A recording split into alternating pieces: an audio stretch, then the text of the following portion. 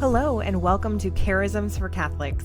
My name is Jill Simons, and I'm the executive director at Many Parts Ministries, where we equip the body of Christ by helping people learn about and discern their charisms, which is really another word for spiritual gifts. When you discern your charisms, you're able to see how the Holy Spirit is already active in your life and where He is inviting you to further build the church. Let's dive in. Hello, and welcome to today's episode of Charisms for Catholics. We are going to be talking about the Charism of Faith today and some saints that can be great inspiration and example for you on that front.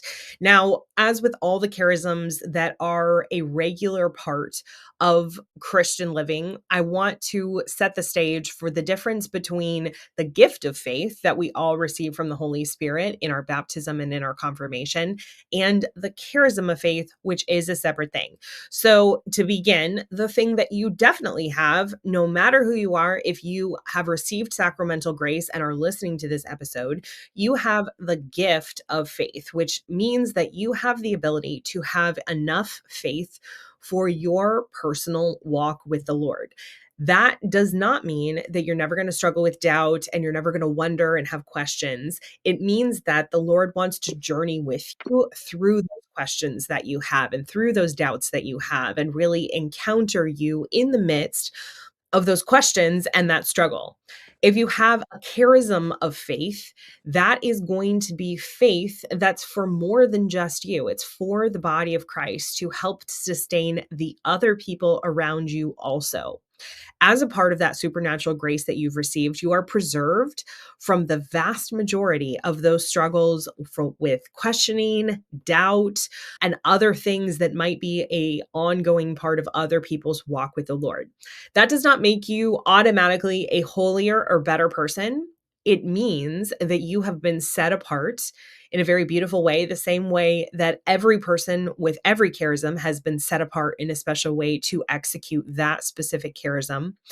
And this faith is not just for you. And I find that that is the place where people with this charism are pushed the most or invited to go outside their comfort zone and really trust the Lord, is to not just stay in your cozy little happy place with Jesus, which is a very comfortable place for the majority of people with the charism of faith, but actually to share it in a way that invites criticism, people being confused by you, people thinking that you're naive, people thinking that you are mistaken.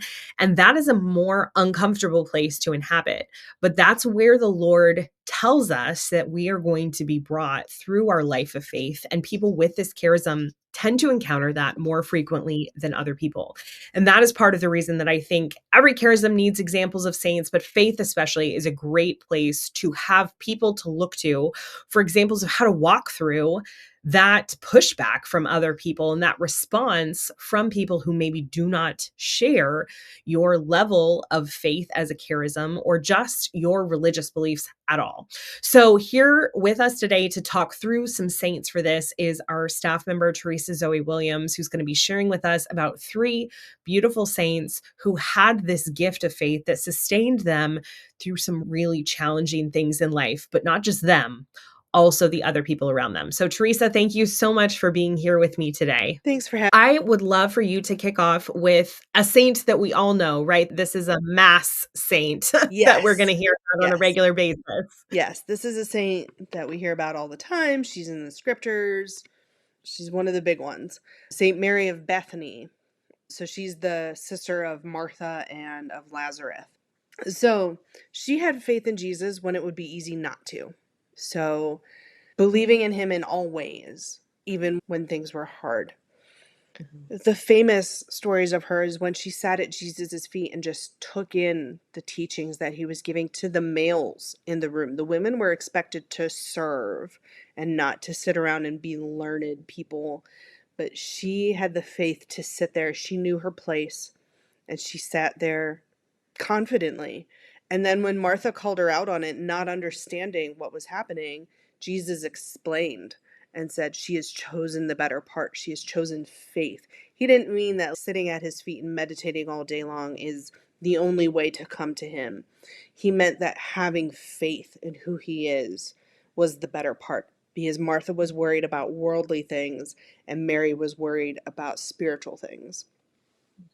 So the earthly things end up taking care of themselves, and spiritual is where we should place all our eggs. If you have a basket, and put all your eggs in the basket of faith. And she also anointed Jesus's feet with oil and her hair. She used her hair as the towel, just showing that great faith of, I know who you are, I know what is going to happen, and I'm going to do this act of respect, an act of giving, an act of love because I know who you are. And she's just a beautiful, we often get caught up in the, are you a Mary or a Martha? And really the Yeah. calling is be both. It's not Mhm. one is better than the other. One is not concerned, because Martha has her own charisms and she lived out her own things. She probably had the charism of hospitality, in Mhm. fact, but they both lived their faith in different ways. And Mary's gift was to enhance the faith of those around her Yeah. through her gift of faith. I love the story in the scriptures where when Jesus returns after Lazarus has died, and Mary says to him, "Lord, if you would have been here, then Lazarus would not have died," which demonstrates how strong her faith is. The fact that there is that someone that other people are perceiving to just be a man, that she's saying, if you had been here, then this would not have happened. But also, she is demonstrating the fact that she doesn't fully understand why things are the way they are or why things work the way they work. And I really want to pull that out because sometimes people can question whether or not they have this charism if they feel like they don't understand the why behind something. Mm, And that is not something that anybody truly gets to understand in its fullness until we are exposed to the beatific vision and given the fullness of the knowledge that God wants to share with us. So faith is one of those things that doesn't have to know why. And if I have ever spoken in person where you're at, you may have heard me tell this story, but there's a woman that I know who has this gift of faith, and even as a young child had a peer pass away, and tells the story so beautifully of how much she just never questioned that God was still real and good, even though their entire community was reeling from this death of this 12, 13, 14-year-old kid. I can't mm, remember exactly what happened, but young child. And she never experienced any clarity about, oh, here's a reason, or here's the why, or here's what was going on. She just experienced that steadfast grace that in the midst of whatever it is, God is still good, God is still real. And she was able to just share that really authentically with the people around her in a way that invited a lot of them into greater ongoing faith, even if that wasn't their charism to begin with. And so this isn't a charism that's going to give you like special knowledge about why or what's right. going on. It's going to give you that sure knowledge just of these basics that we all know in our head and don't necessarily experience in your heart, that you do get to experience in your heart frequently when you have this charism. Yes. All right, we've got another saint that I have just recently learned about and just fallen in love with, that I know so many people would love to learn more about. Yeah, I love this guy. I first came in contact with him through a movie that was done about his life, and just very touched by who he was and who he continues to be. Jose Sanchez del Rio. Gosh, he was a spitfire. He had great faith and loved the faith from an early age. It just came very naturally to him. It's very apparent that this was one of his charisms. And he had a great devotion to Our Lady of Guadalupe. Now, when the And he was Mexican, he correct? was Mexican? Mexican, yes. Yes. This is happening in Mexico in the 1800s. Excuse me on my dates. I'm not I history. think early 20th century, right? Early 1900s. Yeah, something late 1800s or early 1900s. I can't remember. I think you're right though. Someone fact check us and drop it in the comments. But so he was Mexican, and at the time that he lived, the Mexican government had been overthrown and was being taken over by people who hated the faith and wanted the church's influence out of the life of Mexico, and had a whole new Mexican constitution, like outlawing services, and they were taking away priests and just very anti-Catholic, like right into the nature of the Constitution that they were writing. So when you talk about like political persecution, measure it up against this, because if it's not being written down and carried out by the government, then you weren't suffering like they were suffering. You weren't experiencing the level that they were experiencing. But this happened when Jose was very young. He was like 12 when the Cristero War broke out against the government, the Catholics against this non-Catholic government, this very anti-Catholic government. And he wanted to be a Cristero soldier so badly. And does that not track for a 12-year-old boy? It so perfectly tracks. Now, he had a couple big brothers, and they had joined too, and he wanted to fight with his brothers. So he had some examples in this. But what 12-year-old boy would not be like, I want to go fight? I remember being 12. I have an almost 12-year-old. Like, it tracks very well. But his mom was like, no, you're too young, and she didn't want to lose her babies. And at first, the military guys were like, no, you're way too young. You can't do this. We don't want any part of you. We don't want your blood on our hands. But he had faith that was where he was supposed to be. And so he kept pestering everybody. And finally, they all let him in. And they used to call him Tarcissus, which is a young martyr from Rome who was martyred while processing the Eucharist around. And he was only a child, too. So they'd call him Tarcissus because he would carry the Cristero banner. And that was his job. He was the flag bearer. Oh, yeah, you're right. In the 1920s, because here we have a date. I write my own research. Often I answer the questions that I have for myself, right? Yeah. Own doings. 1920, he was captured in February after a battle where his commander's horse was shot, so he gave him his horse, and then Jose hid in some bushes and held off the enemies as long as he could until they finally captured him. And at this point, he's 14 years old, so just a wee thing. And man, they were not nice to him at all. They showed him no mercy whatsoever, and this is where his story gets a little devastating and a little heavy. So they kept torturing him to try and get him to give up the faith. And it was like small tortures at first and gradually building, because they were like, he's 14, he should be pretty easy to break. So they didn't try too hard at first. But then realizing that they wouldn't break his faith, even under the threat of death, the government troops cut the bottom of his feet up and then made him walk from where they were holding him to the cemetery where they had dug his, and made him dig his grave. And then they killed him and buried him there. But during his walk, Jose recited the rosary. He prayed for his enemies. And that's really, here's the core of everything that he did. He wasn't fighting Cristeros as a Cristero because he wanted to bang bang shoot some guys with a big gun. He wanted to spread the faith. He wanted that to be in the hearts of all people. So he prayed for his enemies, that they would come to goodness. He sang songs to Our Lady of Guadalupe.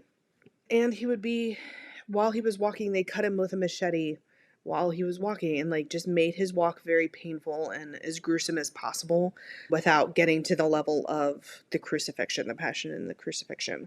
But it was definitely one of the goriest, and he's only a child. They spared him nothing. And he would cry out in pain, but Jose didn't give in. So the government troops would tell him, if you just shout death to Christ the King, then we'll spare your life. And instead Jose would say, I will never give in. Viva Cristore y Santa Maria de Guadalupe. Viva Cristore. Always. Long live Christ the King and Mary of Guadalupe. And so he was martyred for this. They killed him and then buried him in the grave that they had him dig. And I don't know of any stories of those troops converting or anything like that. Like, that had such an impact on, I mean, he was greatly mourned by the Cristeros, and they're the ones that furthered his cause once everything was settled. They felt the profound loss of Jose and his faith, and all of their faith was bolstered. Instead of breaking down these Cristeros that the troops thought they were going to break down by killing their little boy, their little flag bearer, it just emboldened them more. And that's what faith, the gift of faith, really does. It emboldens those around you to have that kind of faith too, and take the next necessary steps in whatever situation you're presented with. I think that this is something that if they had not received it to that point, I feel it's safe to say that this is a supernatural grace given to martyrs to be able to pursue whatever it is that is the path of their martyrdom. And there are a variety of stories, not necessarily in Saint Jose's, but in other stories of saints who had struggled and waffled and had things earlier in their life and earlier in their story prior to a martyrdom. But the perseverance through to the end that you see in all those that ultimately are martyred is something that can only be the result of this supernatural consolation and grace. And and that the Lord is really near to the brokenhearted, right? So these Yeah, people going through these horrific things that are hard to fathom are close to the heart of Jesus in a way that most of us struggle to comprehend. And it doesn't make it any easier to hear their stories. But it does remind us of something that I think we talk about a lot with voluntary poverty, and there's not a hmm, place that it comes up other times very frequently, but I think this is the right place to put it, where we never wanna glorify poverty, we never wanna glorify suffering, we never wanna glorify any of those things, but yet the Lord is present in the same fullness to people in those situations, to people that are not in that situation. And so people with this gift are invited a lot of times to stand together with those who are involuntarily suffering to show yeah, that there is still meaning and there is still purpose in the suffering that we encounter in life. absolutely, absolutely. Yeah, just well said. And there's another saint who's a beautiful example of suffering well that we're gonna end today's episode with. Yes, Blessed Chiara Luce Badano. You might know her just as Chiara Badano, but I'll explain why Luce is actually really an important part of her name.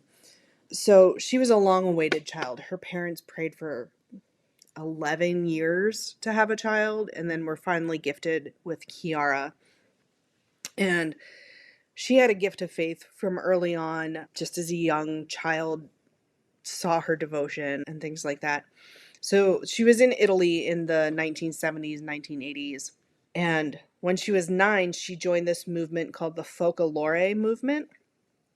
And in this movement, they meditated on the image of Christ forsaken to make it through difficult times, like as gaining their strength from Christ forsaken. And gosh, just the foreshadowing God sometimes does in our life is really heavy handed. Good storytelling technique in that. Some people call it getting hit with a spiritual 2x4. Yeah. And he really gave it to Kiara. But before she went through any suffering, she was even very luminous in her faith. One of the founders of the movement, Chiara Lubich, gave Chiara Badano the nickname Chiara Luce because it means clear light. Because as Mm, Lubich said, your luminous face shows your love for Jesus.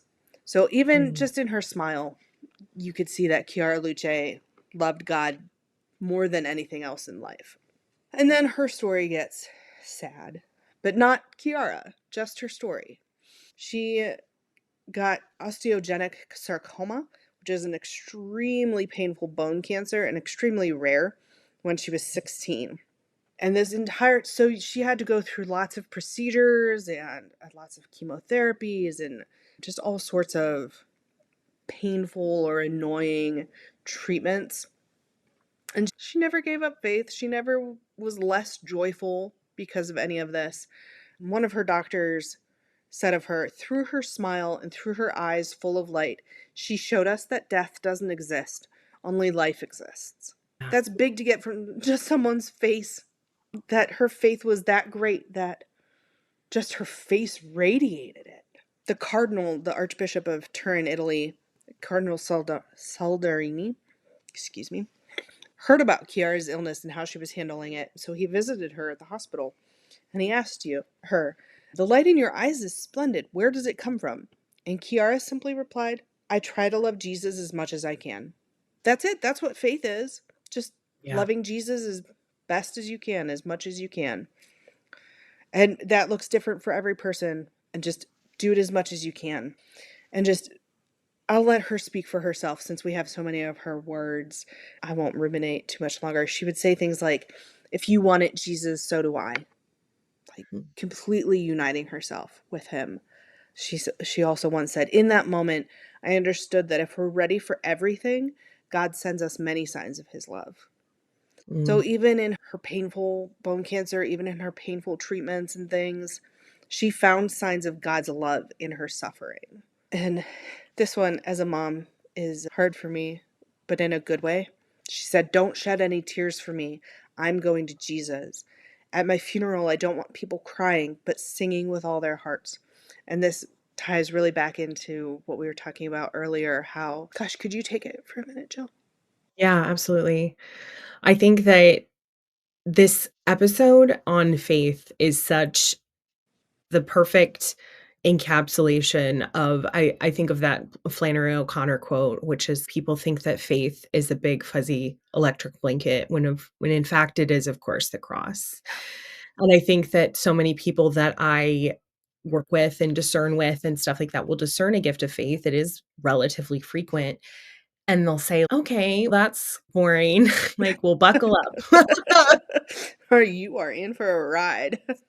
It is something that is so fulfilled and so beautiful in the quiet, and I think it's one of the charisms that people do experience personally the most, and there can be a real temptation in some people to let it be something that is really personally experienced, and so you have some people, like Blessed Chiara, that she didn't get to choose her suffering or the fact that she went into it. It was something that was chosen for her. And she was really given this opportunity to simply radiate by being in the midst of that suffering, the faith that she had. And you have other people like Saint Jose and people like that who really choose to pursue being in a situation that's Hmm. going to invite them to share that faith and to be really open with it and potentially confront and experience the discomfort that goes with that. And everyone's walk with faith is going to be unique. But if this is your charism, it's important to know that risk is not an optional part of it, that risk is going to be together with it. And that risk is going to come with the consolation necessary to sustain it. So, though we're sharing about these very heavy, sad things that have happened to people, they are lessened in what that individual experienced because of the level of consolation and faith that they had received that transcends any kind of narcotic or fuzzy feelings or anything like that we can fathom. And the grace for everything that we encounter comes in that moment while we're experiencing it. It's like the manna that we can't save it up in advance and know that we have everything we need. We have to be willing and able to receive in the moment from God as we move forward. And Hmm. that's what we see in the life of all three of these saints. Yes. Yes, very much. Kiara is very special to me. When I found her years ago now, but when I first encountered her, I just felt a kindred spirit right away, like someone who would walk with me through the depths. People call them like a ride or die. And she was the first one that ever pursued me instead Mm, of me pursuing them. I was given yeah, Therese as my patron, so I always knew about her. I yeah, chose Saint Zoe of Pamphylia as my confirmation saint. I pursued her. But Kiara really just came out of nowhere and was like, we're going to be pals now, like it or not. yeah, And I love it. And yeah, she came to me just a couple years before my mom died and the greatest sufferings that I've gone through and yeah, whatnot, and just walking me through it every step of the way, just standing there with me. And that's, again, that's her faith. Just reading about her again, reading my notes on her, just get the tingles because I'm like, that's literally what she does. This one specifically, she just stands with you and allows mm, you to see beyond the veil. And that's what she led everybody in her life down that. So she planned her funeral with her mom and She would always say, don't be sad for Chiara. Chiara is going to see Jesus. Prepare me for my wedding to Jesus. And so they had a white dress with a pink ribbon made for her as her wedding dress, which was her dress for death, her burial clothes. Just all these little things that she would prepare everyone around her for, so she knew that it would be overwhelming for everyone. And so she planned her funeral because she was excited. Silly girl, she was so excited. And I say silly in the most endearing way, not as a petty cast aside, but just to have that faith to know I'm going home finally, and I'm so excited to start this part of my life, that she was able to then prepare everyone else around her for it as well. Just a very intense faith. Yeah, absolutely. I want to invite everyone once more. We are right here at the door of Advent. It is going to start in just a few days. And I want to invite you, if you haven't already signed up for Open Your Gifts, to walk with us this Advent through intentional charism discernment. I'd love to invite you to do that. If you have already discerned in the past, whether it was with us, whether it was through something at your parish or some other means, Open Your Gifts is going to be just a time to be really intentional about either discernment of your charisms or commitment to your charisms, so that moving into Christmas, you are so clear on what it is that you are giving back to God with your life. So whether you've never discerned or you've already discerned before, this is a great way to spend Advent intentionally. And part of what we've included in this program is a list of ways to either use or discern your charisms that are specific to the season. So where in the preparation for Christmas, the preparation that goes into Advent, can you actually use the experiences that you're just already having in your daily life going through this season to help you further commit or discern individual charisms? There is tons more information at the link in the show notes or the YouTube description, depending on where we are coming to you from. I'd love for you to check it out and sign up. And there is a completely free version of the program that you're invited to go through as well. So we'd just love to have you join us for that. I hope that you are able to sit with what we've talked about in this episode, especially if this is one of your charisms, and to really encounter the consolation that comes from the Lord that sustains through anything. I know, as crazy as it might sound to us, that all three of the saints we talked about today would not have traded the life that they lived for anything. It sounds like something that so many of us would give anything to avoid, but they wouldn't trade it for the world. And so I just invite you to encounter Jesus, who makes it possible to live a life like that and not feel like anything was lost, to not feel like it was a waste. That is something that is worth spending our entire lives meditating on, whether or not this is a gift we've been given for the entire community or not. We're all called to faith, and we're all called to grow in it on a regular basis. I love you all, and I hope you have a great week. We'll be back in 2 weeks with another episode on this, and we're going to be walking you through Advent in our other episodes of the podcast moving forward. So stay tuned for those as well. Thanks so much for joining us on today's episode of Charisms for Catholics. If you would like to learn more about your charisms or begin your own discernment journey, head to our website at manypartsministries.com, where you can download our free PDF guide to all 24 charisms and also begin your own journey by taking our charism assessment.